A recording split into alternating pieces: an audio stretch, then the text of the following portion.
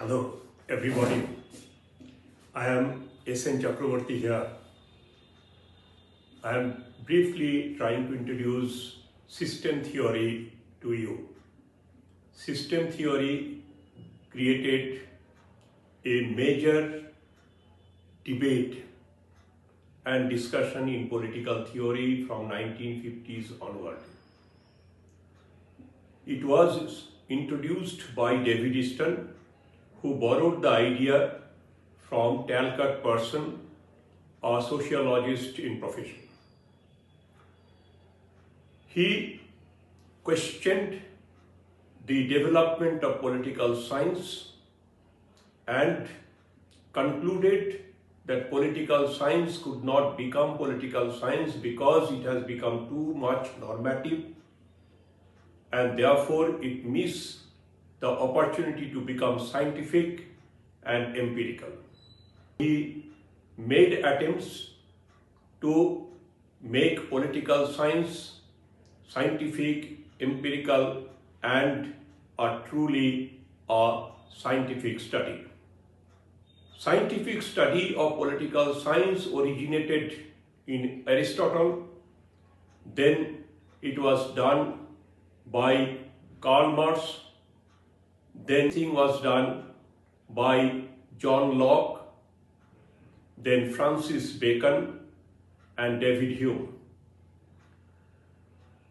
System theory also introduced a kind of scientific theory through its system approach.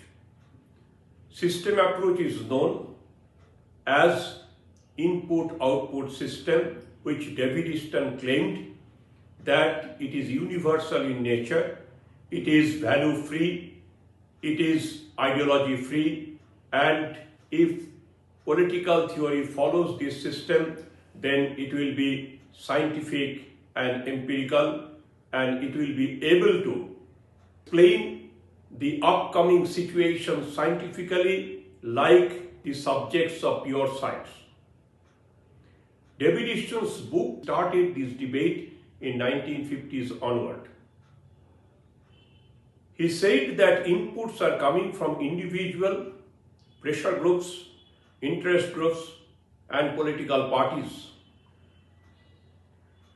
They put their inputs, their demands to the political system, and then political systems looks into it, processes it, then makes an authoritative allocation. That means when its output comes, it gets sanction of legitimate authority.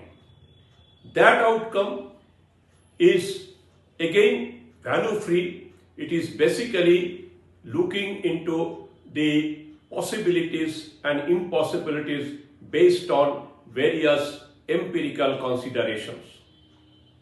David Easton claimed that if this process is followed, then political science will be scientific and empirical.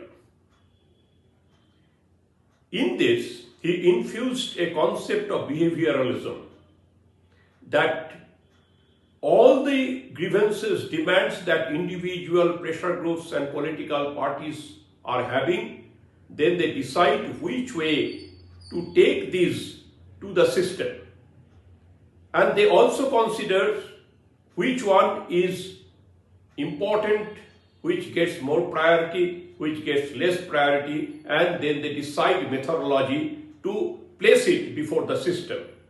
Similarly, when system receives various kind of inputs from individual interest groups and pressure groups and political parties, then they start which one is possible, which one is not possible, what are the parameters, what are the criteria. Therefore, they decided in a value-free manner based on the needs and based on the feasibilities. Then the outcome comes. David Easton says, this process, the way individual group and political parties decides and brings to the system, is called behavior. That means it is the way they bring it. So that is the function, that is the way. then similarly, the decision-making process or policy-making process, they also process it called behavior and finally arrives at a decision that which one has to be considered, for a solution or which one has to be kept pending. So this is again a behavior. Based on the output, again those forces, who bring these outputs, they add further inputs and either reject those which are not accepted by the system or they include them, then a new set of inputs are again created. Therefore, David system theory is also including a kind of behavioralism. Now, what system theory and what behavioralism is not identical. Now, this is called behavioral revolution or this is called system theory. So, therefore, these are different but these are overlapping. They are integrated, they are interlinked. Later on, this was carried forward by Gabriel Almond, by Morton Kaplan. So, these all scholars belong to the system theory and they have placed their system theory in different manners. Last book of Morton Kaplan came sometime in late 1970s. Meanwhile, system theory started facing lot of criticism, lot of questions, and in that questions, other political theorists, they started questioning whether really there is possibility of making political system value free or whether political science needs to be similar to pure science. Now they question that political science is social science and science does not mean that it has to be like physics or chemistry. Science can have various manifestations. Social science has its own parameters and criteria and approach and methodology. So therefore, equating political science with pure science is not correct position. Secondly, that political science cannot be free of normative approaches, normative considerations. It cannot be value free because when an individual, a group or political party is deciding that this particular subject is getting priority and this does not deserve to get priority, that itself is a value consideration. There is itself a consideration of normative approach or application of normative approach exists. They also question that if this David system theory, input, output or behavioralism can make political science a pure science, then system theorists must be successful or able to predict that there would be a war, Vietnam War, there would be environmental problems, there would be workers revolt, there will be various kind of changes including the collapse of socialism. Systems theory did not have answers to all these questions. David Easton, once he understood that it could not be value free, he started working on it and later on he brought out post-behavioral concept and there he said no, political science could not be absolutely value free or non-free. This consideration is called post-behavioralism. Therefore, when you are writing any answer on David Easton's system theory, don't mix up system theory, behavioral revolution and post-behavioralism.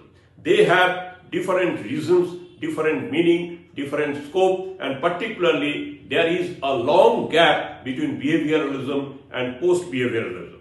Please, take care of it when you are writing answers on system theory. Secondly, system theory is not the only scientific theory or empirical theory in political science subject. There are number of empirical, number of scientific theories and system theory is one of them. Sometimes, candidates write that scientific and empirical theory starts its journey in 1950s with David Easton. That is not factually correct. Now, when you are understanding this system theory, this understanding is more applicable to political theory rather than comparative politics or international politics.